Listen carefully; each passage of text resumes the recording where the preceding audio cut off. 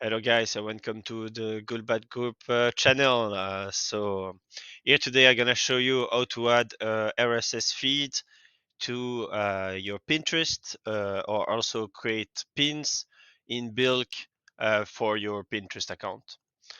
So for example, if you have Shopify, you can download the app Smart RSS. It open the app. It's free, I think, for 60 days and $5 a month. You can use other apps. Then here you will have your RSS feeds. So you can copy, for example, here the RSS feed. With this RSS feed, you can go, for example, on Pinterest. I go on Pinterest. I go on settings, bulk create pins. Here I have already a couple of them, but I can go straight to the bottom. You will add another, and I can add the RSS feed. Select the board where I want this RSS feed content to be published, and I save. All right.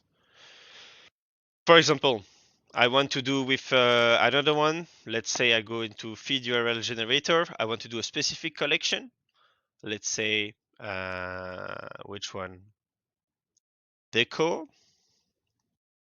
I can copy the URL. I go back on Pinterest, build create pins, another one. Yes. Off. Okay. Deco. I hope I have some. I have here decor, and I can save. All right. And then automatically, when I have new pins or new products, sorry, coming into my Shopify or into some specific collection, automatically it will be published on Pinterest into the right boards. Oh, Maria, you can select your own boards. So it helps you to create a lot of engagement automatically to like import, bulk create those pins of your product directly on Pinterest from Shopify or from any other e-commerce or brands, just as at least as you have a RSS feed with all your products.